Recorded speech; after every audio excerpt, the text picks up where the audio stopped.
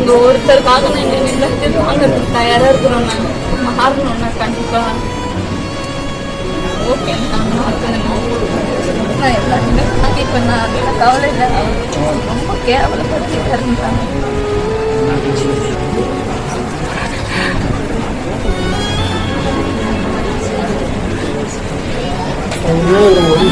நல்லது தானே செஞ்சோம்.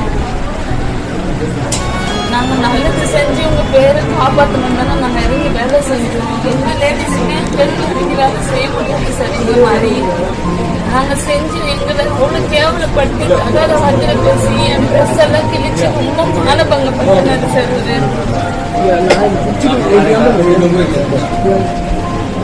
ஆனா பேக் பெயின், ஹெட் பெயின் இருக்கு, ரொம்ப பெயினா இருக்கு சார்.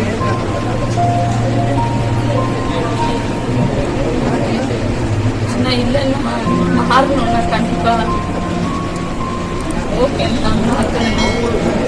உங்க ஒருத்தருக்காக நாங்க எல்லாத்தையும் வாங்குறதுக்கு தயாரா இருக்கிறோம். நாங்க சென்னை வியாசர்பாடி சத்தியமூர்த்தி நகர் பகுதியில் 20க்கும் மேற்பட்ட குடிசை வீடுகள் திடீரென ஏற்பட்ட தீ விபத்தில் எரிந்து நாசமாகின. குடிசைவாசிகள் தங்களது வீடுகளையும் பொருட்களையும் இழந்து தவித்து வருவது அறிந்து தமிழக வெற்றிக் கழக நிர்வாகிகள் அவர்களை நேரில் சந்தித்து தேவையான உணவு, உடை, பாய், தலையணை ஆகியவற்றை கொடுக்க சென்ற போது வியாசர்பாடி காவல்துறையினர் அவர்களை தாக்கியதாக டிவிகே தரப்பில் குற்றச்சாட்டுகள் முன்வைக்கப்பட்டது. டிவிகேவை சேர்ந்த பெண் ஒருவர் ஸ்டான்லி அரசு மருத்துவமனையில் அனுமதிக்கப்பட்டு சிகிச்சை பெற்று வருகிறார். அவரை சந்திப்பதற்காக தமிழக வெற்றிக் கழக பொதுச் செயலாளர் புசி ஆனந்த் தொலைபேசியில் இணைப்பை ஏற்படுத்தி கொடுக்க அந்த பெண்ணிடம் விஜய் ஆறுதல் கூறிய காட்சியை தான் பார்த்து கொண்டிருக்கிறோம்.